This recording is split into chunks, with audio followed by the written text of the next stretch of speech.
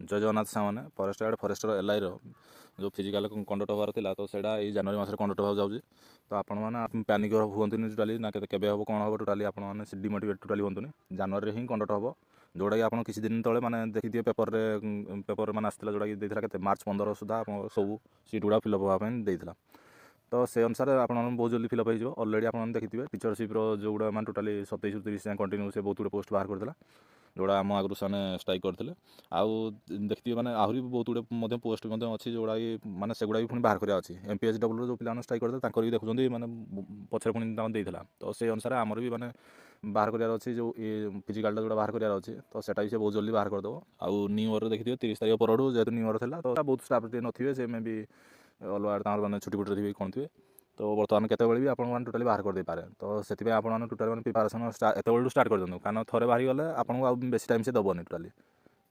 ଆଉ 25 କିଲୋମିଟର ଏଇଟା ଗୋଟେ ଛୋଟ କଥା ନାହିଁ। ଆଉ ସାଙ୍ଗେ ସାଙ୍ଗେ କହିଲେ ବି ଆପଣମାନେ ସେତେବେଳେ କରିପାରିବେନି, ମାନେ ଆପଣ ହାତରୁ ଗୋଟେ ସିଟ୍ ଆପଣ ଚାଲିଯିବ। ତ ସେଇ ଅନୁସାରେ ଆପଣ ମାନେ ଏତେବେଳଠୁ ଷ୍ଟାର୍ଟ କରିଦିଅନ୍ତୁ। କିଛି ଟୋଟାଲି ଡିମୋଟିଭ୍ ହେବାର ନାହିଁ, କୌଣସି ୟୁଟ୍ୟୁବର କଥା ଶୁଣନ୍ତୁନି, କାହାଠୁ କିଛି ଶୁଣନ୍ତୁନି, ମାନେ ବହୁତ ଜଲ୍ଦି ହେବାକୁ ଯାଉଛି। କାରଣ ଅଲରେଡ଼ି ବହୁତ ଡିଲେ ହେଇସାରିଲାଣି, ଯେତିକି ଯାହା ଡିଲେ ହେବା କଥା। ଆଉ ବର୍ତ୍ତମାନ ଗଭର୍ଣ୍ଣମେଣ୍ଟ ବି ଅଛି ବହୁତ ଫାଷ୍ଟାଗରେ, ଥରେ କେବଳ ଡେଟ୍ ବାହାରିଲେ ମାନେ ଗଭର୍ଣ୍ଣମେଣ୍ଟ ଫାଷ୍ଟାଗରେ ତାକୁ ସାରିଦେବ ଟୋଟାଲି। କାରଣ ଅଲରେଡ଼ି 1.5 ବର୍ଷ ହେଇଗଲାଣି ଟୋଟାଲି ମାନେ ଫରେଷ୍ଟ ଡିପାର୍ଟମେଣ୍ଟ କହିଥିଲା ତାଙ୍କର ଅଲରେଡ଼ି ମାନେ ବହୁତ ଭାକେଣ୍ଟ ଅଛି। ତ ଯେଉଁଟାକି ମାନେ ଏପର୍ଯ୍ୟନ୍ତ ଫିଲ୍ଅପ୍ ହେଇନି, ସେଇଟା ମାନେ ସେ ବହୁତ ଜଲ୍ଦି ଫିଲ୍ଅପ୍ କରିବାକୁ ଯାଉଛି। ନହେଲେ ମାନେ ଟୋଟାଲି ମାନେ ସେ ଡିପାର୍ଟମେଣ୍ଟ ହିଁ ବନ୍ଦ ପଡ଼ିଯିବ ଟୋଟାଲି, ଯଦି ମାନେ ବହୁତ ଜଲ୍ଦି ସେ ମାନେ ସିଟ୍ ଫିଲ୍ଅପ୍ ନ କରୁଛି, କଣ୍ଡକ୍ଟ ନ କରୁଛି। ଆଉ totally forest guard totally result ନ ବାହାରିଲା ପର୍ଯ୍ୟନ୍ତ ମାନେ ଟୋଟାଲି RI ଯେତେ ଯାହା ଅଛି ମାନେ ସେଗୁଡ଼ା ବି ତାର ବି ମାନେ କିଛି ମାନେ ଏପର୍ଯ୍ୟନ୍ତ ମାନେ ଟୋଟାଲି ବାହାରିବନି। କାରଣ ଏଇ ଗୋଟେ ଜିନିଷ ଯୋଗୁଁ ମାନେ ଟୋଟାଲି ସବୁଗୁଡ଼ା ପେଣ୍ଡିଂ ଅଛି ତା ପଛ। ଫରେଷ୍ଟ ଗାର୍ଡ଼ ବାହାରି ସାରିଲା ପରେ ରେଜଲ୍ଟ, ତାପରେ ପୁଣି ସେଇ ଅନୁସାରେ RI ରିଗାର୍ଡ଼ିଂ ସେ ପୁଣି ଆନ୍ସର୍ ଦେବ, ମାନେ ଆନ୍ସର୍ କି ଦେବ କି କ'ଣ ହେବ ସେଇଟା ଜିନିଷ ମାନେ ତାର ପର୍ଯ୍ୟନ୍ତ ମାନେ କିଛି ବି ଟୋଟାଲି ମାନେ ହେଇନି ଯେ ମାନେ ନିଷ୍ପତ୍ତି ମାନେ କ'ଣ ହେବ ନ ହେବ। କିନ୍ତୁ ଫରେଷ୍ଟ ଗାର୍ଡ଼ ଅଲରେଡ଼ି ସବୁ କାମ ସରିସାରିଛି, ନା ଯାହା ଇନଭେଷ୍ଟିଗେସନ୍ ହେବା କଥା ଯାହା ହେବା କଥା ସବୁ ମାନେ ସରିସାରିଛି। ତ ଆଉ ଡିଲେ ହେବାର କିଛି ନାହିଁ, କେବଳ ଖାଲି ଗଭର୍ଣ୍ଣମେଣ୍ଟରୁ କ୍ଲିୟରାନ୍ସ ମିଳିକି ସେଇଟା ଷ୍ଟାର୍ଟ ହେଇଗଲା ମାନେ ସେ ଅଲରେଡ଼ି ହେଇଯିବ। କାରଣ ଏଥିରେ ତ ଆଉ ଡିଲେ ହେବାର କିଛି ନାହିଁ, ଜିନିଷ ଯାହା ଅଲରେଡ଼ି ଡିଲେ ହେବା କଥା ହେଇସାରିଲାଣି।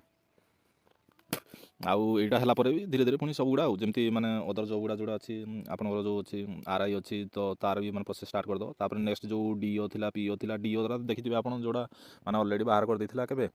POର ତ ଅଲରେଡ଼ି 500 ପୋଷ୍ଟ ବୋଲି ଫାଷ୍ଟ ଯେଉଁ ବାହାର କରିଥିଲା, ପଛରେ ତାପରେ 1000 ପାଖାପାଖି ପୋଷ୍ଟ ସେ ବଢ଼େଇବ ବୋଲି କହୁଥିଲା, ଯେଉଁଟାକି ମାନେ ପ୍ରିଭିୟସ୍ ଇୟର୍ରେ ମାନେ ଅଲରେଡ଼ି କହିଦେଇଥିଲା। ଆଉ DOର ଯେଉଁଟାକି ମାନେ ଫେବୃଆରୀ ଆଡ଼େ ଯେଉଁଟାକି ଛାଡ଼ିଥିଲା 7000 ପୋଷ୍ଟ, ତ ତାର ମାନେ କିଛି ମାନେ ଅବଶ୍ୟ ପଛରେ ସେଇଟା ତାର କିଛିଟା ସିଟ୍ କାଟି ଦେଇଥିଲା, କିନ୍ତୁ ମାନେ ତାର ମାନେ ଏପର୍ଯ୍ୟନ୍ତ ମାନେ କିଛି ମାନେ ଖୋଜ ଖବର ନାହିଁ, ମାନେ ଏଇ ଗୋଟେ ପୋଷ୍ଟ ପାଇଁ ବୋଲି। ଏଇଟା ପ୍ରୋସେସ୍ କଲା ପରେ ତାପରେ ସେ DO ପୋଷ୍ଟ ଆମେ ସେଟା ବି ଷ୍ଟାର୍ଟ କରିଦେବ, POର ବି ସେଟା ବି ବାହାର କରିଦେବ।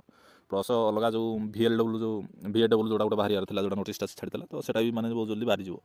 ତ ଯଥାଶୀଘ୍ର ଆପଣମାନେ ଷ୍ଟାର୍ଟ କରିଦିଅନ୍ତୁ ଫିଜିକାଲ ପ୍ରାକ୍ଟିସ୍, ନହେଲେ ପୁଣି ବହୁତ ପରମାନେଣ୍ଟ ପେନ୍ ବାହାରିବ, ଯେଉଁଟା ମାନେ ଆପଣ ବାହାରୁଥିଲା ରେଗୁଲାର ନ କଲା ରେଗୁଲାର ମାନେ ଏବେଠୁ ମାନେ କମ୍ କରୁଥାନ୍ତୁ। ମାନେ ଏମିତି ନାହିଁ ଯେ ମାନେ ବେଶୀ ଆପଣମାନେ 10 କିଲୋମିଟର 15 କିଲୋମିଟର ମାନେ ସେମିତି ବଡ଼ି ଉପରେ ମାନେ ହେଲ୍ଥ ଉପରେ ତୁମର ଇମ୍ପାକ୍ଟ ପଡ଼ିବ। ତ ଆପଣମାନେ 5 କିଲୋମିଟର ଭଳିଆ ସେଇ ହିସାବରେ ଆପଣମାନେ ସେତିକି କରୁଥାନ୍ତୁ। 5 କିଲୋମିଟର ଭଳିଆ ହେଲେ ମାନେ ଚଳିବ, ମାନେ ବଡ଼ିଟାକୁ ଖାଲି ଫଙ୍କସନାଲ ରଖିବାର ଅଛି। ଆପଣ 5 କିଲୋମିଟର ଭଳିଆ କରୁଥାନ୍ତୁ। ଯେତେବେଳେ ବାହାରିବ ସେତେବେଳେ ମାନେ ଆପଣଙ୍କୁ ଲାଗିବନି, ମାନେ ଅଲରେଡ଼ି ବଡ଼ି ସେତେବେଳୁ ରିସିଭ୍ ନେବ, ନହେଲେ ଟୋଟାଲି ସାଙ୍ଗେ କହିଲେ ମାନେ ବଡ଼ି ରିସିଭ୍ ନେବନି ଟୋଟାଲି ଆପଣ। ଆଉ ଅଲରେଡ଼ି ବେଶୀ ଯଦି ମାରିବେ କ'ଣ ପ୍ରୋବ୍ଲେମ୍ ହେବ ନା, ଅଧିକା ଯଦି ମାରିବେ ଆପଣ ମାନେ ବଡ଼ିରେ ମାନେ ପ୍ରୋବ୍ଲେମ୍, ଏନର୍ଜି ମାନେ ବଡ଼ିରେ ବାଲାନ୍ସ କରିବା ପାଇଁ ପ୍ରୋବ୍ଲେମ୍ ହେବ। ତ ସଡ଼ନ୍ଲି ମାନେ ସାଙ୍ଗେ ଆପଣ ତ କହିବେ 10-15 କିଲୋମିଟର 20 କିଲୋମିଟର ମ୍ୟାକ୍ସିମମ୍ ଏପଟେ ମାରିଦେବେ, ଲାଷ୍ଟ ଯେଉଁ 5-7 କିଲୋମିଟର ରହିଯିବ, ତ ସେତିକିବେଳେ ଆପଣ ପେସେନ୍ସ ପାଇବା ଦରକାର। ତ ସେଥିପାଇଁ ଏନର୍ଜି ବି ନିଜର ବଞ୍ଚେଇକି ରଖନ୍ତୁ, ଯେମିତି ମାନେ ସେତେବେଳେ ମାରିପାରିବେ ଲଙ୍ଗ୍ ଟର୍ମରେ। ଆଉ ଏଇଟା ଦେଖୁଛନ୍ତି ତ ବର୍ତ୍ତମାନ ଦେଖୁଛନ୍ତି ସାଇଟ୍ ରିକ୍ରୁଟମେଣ୍ଟ ନ୍ୟୁଜ୍ରେ 30 ଡିସେମ୍ବର ଏବେ ଟୋଟାଲି ଲାଷ୍ଟ ଥିଲା। ତ ତାପରେ ଆଉ ବର୍ତ୍ତମାନ ନ୍ୟୁ ଇୟର୍ ହେଇନି, ତ ବହୁତ ଜଲ୍ଦି ସେମାନେ ଷ୍ଟାର୍ଟ କରିଦେବେ ଆଉ ଜିନିଷଟା, ମାନେ କିଛି ବି ଟୋଟାଲି ମାନେ ପାନିକ୍ ହେବାର କିଛି ନାହିଁ। ତ ବହୁତ ଜଲ୍ଦି ଷ୍ଟାର୍ଟ ହେଇଯିବ ଆପଣଙ୍କର, କିଛି ଡରିବାର ନାହିଁ। ଆଉ ଏଥିରେ ତ କ୍ୟାନସଲ୍ ହେବାର ନାହିଁ, କିଛି ହେବାର ନାହିଁ, କାରଣ ବାହାରିବ ଆଜି ନହେଲେ କାଲି ସେ ବାହାରିବ, କିନ୍ତୁ ଏଇ ଜାନୁଆରୀ ମନ୍ଥରେ ହିଁ କଣ୍ଡକ୍ଟ କରିଦେବେ। ଆଉ ମାର୍ଚ୍ଚ ସୁଦ୍ଧା ହିଁ ସେ ସବୁ ସାରିଦେବେ ଟୋଟାଲି, କାରଣ ଅଲରେଡ଼ି ମାନେ ବହୁତ ଡିଲେ ହେଇଗଲାଣି। ତ ଷ୍ଟାର୍ଟ କରିଦିଅନ୍ତୁ। ଆଉ ଯେଉଁମାନେ ଟିକେ ମାନେ ଲୋ ର୍ୟାଙ୍କରେ ବସିଛି ସେମାନେ ମାନେ ଏଇଥର ତ ମାନେ ବହୁତ ପିଲା କଟିଯିବ ଅଲରେଡ଼ି, କାରଣ ଏଥର ମାନେ ଆଗରୁ ଯେତେବେଳେ ଥିଲା ମାନେ କ'ଣ ସେତେବେଳେ ଅଦର କିଛି ପୋଷ୍ଟ ନୁହେଁ ନା, ଯାହା ଯେତିକି ପାଉଥିଲେ ସେତେବେଳେ ପୂର୍ବଥର ଯେଉଁ ପ୍ରିଭିୟସ୍ ଯେଉଁଟା ହେଇଥିଲା 2021ରେ, ତ ସେତେବେଳେ ମାନେ ପାଇନଥିଲେ 2021-22ରେ। ତ ଏବେ ମାନେ କ'ଣ ହେଉଛି ବହୁତ ପିଲା କଟିଯିବ, କାରଣ ଦେଖୁଛନ୍ତି ଜୁନିୟର ଟିଚର ମାନେ ବହୁତ ପିଲା ସେ ରହିଯାଇଥିଲେ, ମାନେ ସେମାନେ ବି ବହୁତ ପିଲା ପକେଇଛନ୍ତି। ପ୍ଲସ୍ ଅଦର CGL ଅଛନ୍ତି, ସେମାନେ ବି ବହୁତ ପିଲା ମାନେ କଟିଗଲେଣି। ଆଉ ପ୍ଲସ୍ ଅଦର ଜବ୍ରେ ମଧ୍ୟ ବହୁତ ଗୁଡ଼ିଏ ପିଲା ମଧ୍ୟ କଟିଗଲେଣି, ଯେଉଁମାନେ ଅଲଗା କିଛି ହେଇଥିଲା। ଆଉ ପ୍ଲସ୍ ଆପଣଙ୍କର ଦେଖିଥିବେ ମାନେ ହାଇଟ୍ ଚେଷ୍ଟ ହାଇଟ୍ ମାନେ ଏଥିରେ ବି ମାନେ ବହୁତ ପିଲା ମାନେ ଅଲରେଡ଼ି କଟିଗଲାଣି। ତାପରେ ମାନେ ମୁଁ ବହୁତ ପିଲା ମାନେ ମୋ ଜାଣିବାରେ ବହୁତ ପିଲା ମାନେ ଅଲରେଡ଼ି କଟିଗଲାଣି ଚେଷ୍ଟ ହାଇଟ୍ରେ, ମାନେ ସେମାନେ ଟୋଟାଲି ଦେବେନି। ଆଉ ତାପରେ ପୁଣି ରନିଂ ଅଛି 25 କିଲୋମିଟର, ରନିଂ 25 କିଲୋମିଟର ପ୍ରପର୍ ମାନେ ସମସ୍ତେ କରୁନାହାନ୍ତି, ସେଥିପାଇଁ ମୁଁ କହୁଛି ଆପଣ କରୁଥାନ୍ତୁ। ଆଉ ରନିଂ ଥରେ ଷ୍ଟାର୍ଟ ହେଲାଣି ସେଥିରେ ମଧ୍ୟ ବହୁତ ପିଲା କଟିବେ, ବହୁତ ପିଲା ମାନେ ପ୍ରବଳ ପିଲା କଟିବେ ସେଥିରେ। ରନିଂ ହେଲା ମାନେ ସେଥିରେ ମାନେ ଆପଣ ଭାବନ୍ତୁ 100 ଜଣ ଦଉଛନ୍ତି ମାନେ ସେଥିରେ 30% ଯେମିତି ହେଲେ କଟିଯିବେ ରନିଂରେ। କାରଣ 25 କିଲୋମିଟର ଗୋଟେ ଛୋଟ ରନିଂ ନାହିଁ, ଏଇଟା ଗୋଟେ ମାରାଥନ୍ ରନିଂ ତୁମେ କେଉଁଟା କରୁଛ।